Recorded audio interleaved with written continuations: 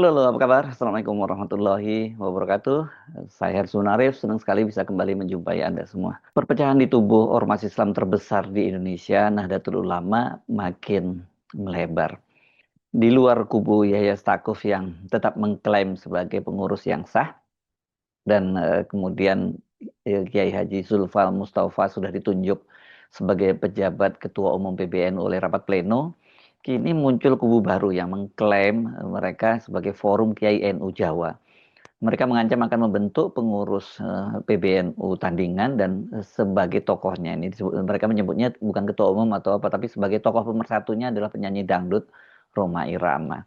Perkembangan terbaru ini menandai babak baru dalam konflik kepemimpinan di tubuh PBNU. Jika sebelumnya konflik hanya berpusat pada perbedaan tafsir legitimasi kepengurusan antara kubu Ketua Umum PBNU Yahya Stakuf yang sudah dipecat dan kubu yang menetapkan Kiai Haji Zulfa Mustafa sebagai pejabat Ketua Umum melalui rapat pleno. Dan kini dinamikanya ini bergerak lebih jauh, muncul ancaman pembentukan kepengurusan tandingan di luar struktur resmi NU. Forum yang menamakan diri sebagai Forum Kiai NU Jawa ini secara terbuka menyampaikan ultimatum. Jika dalam waktu tertentu tidak digelar musyawarah luar biasa sebagai jalan keluar konflik, maka mereka siap membentuk PBNU tandingan.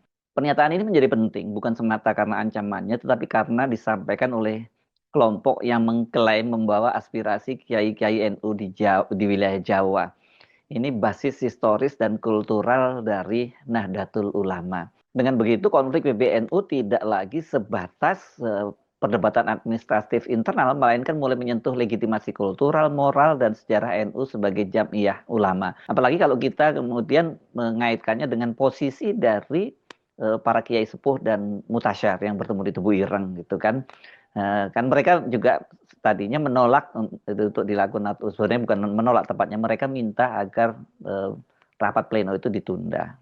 Nah, sekarang posisi mereka di mana ini setelah akhirnya Suriah tetap melaksanakan rapat pleno dan kemudian memilih Zulfa Mustafa. Ketua Umum PBNU yang sudah dinonaktif, sudah dipecat ya, bukan dinonaktifkan, Yahya Khalil Stakuf, tetap menyatakan bahwa dirinya masih menjabat sebagai secara sah berdasarkan hasil muktamar dan ketentuan ADART NU.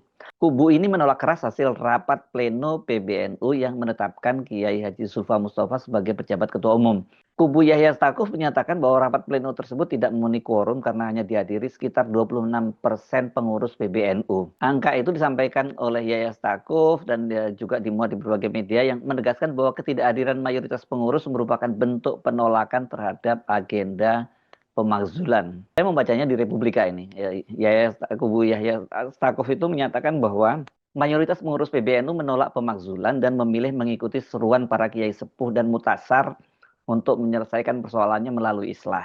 Argumen utama dari kubu ini, kubu Yahya, konsisten. Tidak ada mekanisme pemakzulan Ketua Umum PBNU melalui rapat pleno, dan pergantian kepemimpinan hanya bisa dilakukan melalui muktamar atau mekanisme konstitusional lain yang diatur jelas dalam ADART. Belum lagi ditambah dengan posisi mereka ini merasa lebih kuat lagi setelah pertemuan Tebu Ireng ya. Pertemuan di Tebu Ireng yang dihadiri oleh para kiai sepuh dan mutasar NU ini pada tanggal 6 Desember 2025 menjadi sangat penting ini karena sebenarnya yang diundang itu kedua pihak, baik Rois Am maupun dari Ketua Tanfiziah.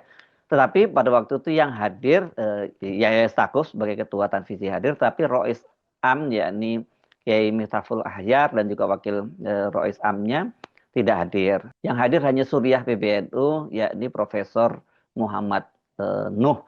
Nah, sekarang Muhammad Nuh itu naik pangkat, dia menjadi Khatib Am di Suriah. Jadi dia ini jabatannya kalau Khatib Am ini adalah sekretaris umum atau sekretaris jenderal dari Suriah ya.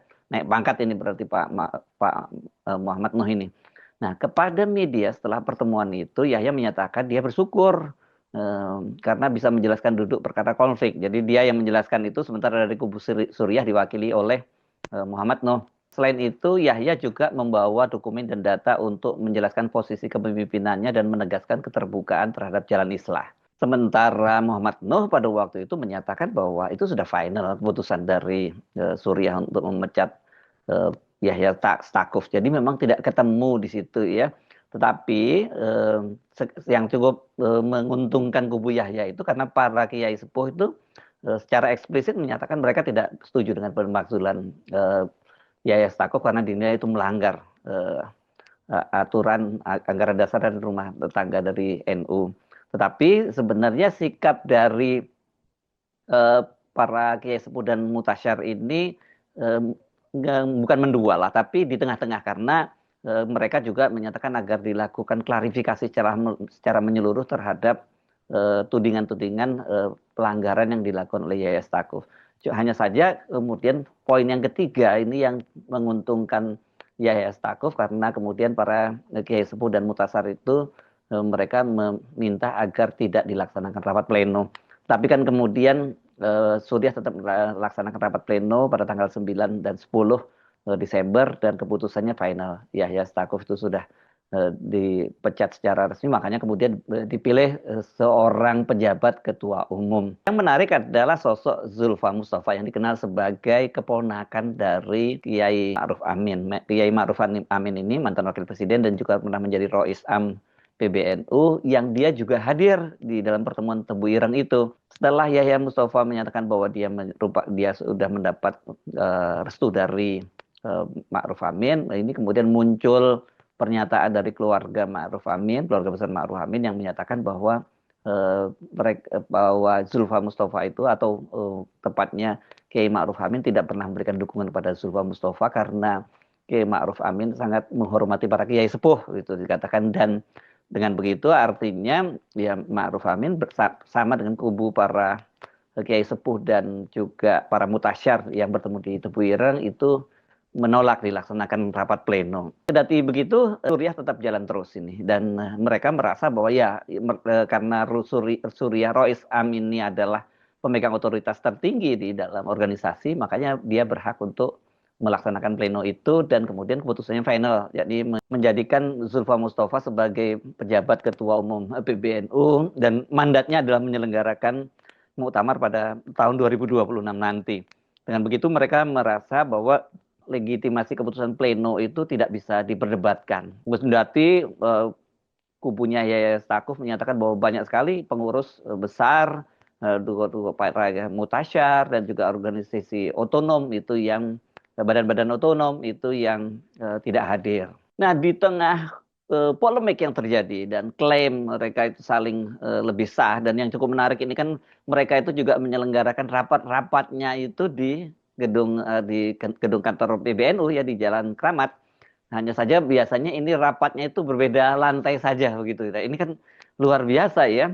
Nah, ini juga konflik yang saya kira ini pasti membingungkan ini pada level grassroots dari Nahdliyin ini. Mereka mau mengikuti yang mana ini? Karena yang satu ini kubu Suriah ini ya juga tempat berhimpunnya para kiai-kiai. Tapi kemudian yang PBNU ini juga mereka secara tidak langsung mendapat dukungan dari para kiai dan mutasyar yang berkumpul di Tebu Ireng gitu ya. Nah, dalam situasi macam itu tiba-tiba muncul satu kubu baru atau satu poros baru yang menyebut dirinya sebagai Forum Kiai NU Jawa. Tapi tidak sejawa, nyebutnya Forum Kiai NU Jawa. Dan forum ini menyatakan kekecewaan terhadap konflik PBNU yang dinilai tidak kunjung selesai. Jadi mereka rupanya tidak berpihak pada Suriah maupun kepada kubu Yahya Stakuf. Dan dalam penilaian Forum Kiai NU Jawa ini, PBNU itu gagal menghadirkan jalan keluar. Sehingga forum ini mengancam akan membentuk PBNU tandingan di luar mekanisme organisasi jika musyawarah luar biasa tidak segera digelar. Sebenarnya kalau di dalam NU mungkin namanya bukan musyawarah luar biasa ya, harusnya muktamar luar biasa ya, karena keputusan tertinggi itu memang di muktamar ya forumnya. Nah, yang sangat menarik, forum ini juga menyebut nama Rhoma Irama sebagai figur yang dinilai mampu menjadi tokoh pemersatu secara kultural. Mungkin maksudnya apa ini ya kalau kok pemersatu secara kultural? Berarti kan penunjukannya ini bukan arti struktural, melainkan simbolik ya, menunjukkan bahwa sebagian kiai mencari legitimasi moral di luar struktur resmi NU. Iya, ya kalau pemersatu kultural kan maksudnya begitu ya. Kalau ini kan struktural ya sebenarnya PBNU. Jadi apa ya? Rhoma Irama ini posisinya sebagai ketua umum atau apa maksudnya ini? Nah, bagaimana respon dari PBNU? Ini kalau saya menyebut PBNU itu sekarang ya PBNU versi Suriah ya, karena yang diakui oleh Rois Islam itu gitu ya. Meskipun mungkin bisa diperdebatkan karena Yahya Stakuf masih menganggap dia juga pimpinan yang sah gitu. Wakil Sekretaris Jenderal PBNU Imron Rosadi Hamid menegaskan bahwa wacana pembentukan PBNU tandingan tidak memiliki dasar organisasi. Dalam keterangannya kepada media, dia menyatakan bahwa NU itu memiliki ADART, Anggaran Dasar dan Anggaran Rumah Tangga, dan peraturan perkumpulan yang jelas. Dan segala bentuk kepengurusan di luar mekanisme tersebut tidak dapat diakui secara organisasi. Menurut Imron, perbedaan pandangan internal harus diselesaikan melalui forum resmi NU, bukan dengan membentuk struktur tandingan yang justru berpotensi memecah belah jam'iyah. Iya sih ya, karena kalau kemudian muncul ini kan ini aja di level grassroots aja sudah bingung dengan adanya dua poros ini, sekarang muncul poros baru. Nah, bagaimana dengan sikap dari para kiai sepuh dan juga mutasar yang kemarin bertemu di Tebu Ireng? Ini penting kita tunggu ya, karena dalam berbagai pernyataan yang dikutip media kan mereka menegaskan beberapa hal. Pertama, misalnya konflik kepemimpinan PBNU harus diselesaikan melalui tabayun dan musyawarah, bukan melalui langkah sepihak. Kedua, menjaga marwah NU sebagai organisasi ulama yang jauh lebih penting daripada memenangkan konflik struktural. Ketiga, membawa konflik NU ke ruang publik secara terbuka berisiko melukai kepercayaan Jamiah. Pengasuh pesantren Tebu Ireng, Kiai Haji Abdul Hakim Mahfudz, mengingatkan bahwa NU memiliki tradisi panjang menyelesaikan konflik melalui jalur kultural dan musyawarah, bukan konfrontasi struktural. Yang konfrontasi struktural kan sekarang kubunya Rois Islam dengan kubunya Yahya Stakuf ya. Kalau yang KNU tadi dia lewat secara kultural gitu. Tapi tetap saja ini membuat tambah bingung ya, karena itu saya melihatnya sekarang memang betul-betul NU ini di persimpangan jalan. Dengan munculnya tiga poros, kubu Yahya Stakuf, kubu Pleno Zulfa Mustafa, dan Forum Kiai NU Jawa, NU kini berada di situasi titik persimpangan yang sangat rawan.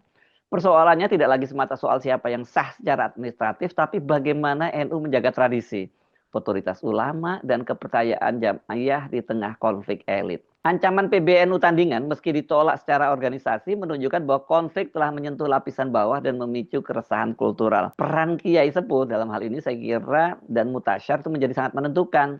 Apakah mereka mampu menarik kembali konflik ini ke ruang musyawarah, atau justru konflik akan bergerak menuju fragmentasi yang lebih dalam. Sekarang yang jadi pertanyaan saya kira buat publik juga, karena bagaimanapun NU ini pengaruhnya sangat besar terhadap kehidupan kita berpolitik, berbangsa dan bernegara ya. Karena ya secara kultural hampir sebagian besar rakyat Indonesia ini yang muslim mengaku dia afiliasinya pada NU ya. Jadi NU ini bukan lagi sekedar organisasi keagamaan. Dia sudah menjadi pilar sosial, kultural, dan historis bangsa Indonesia.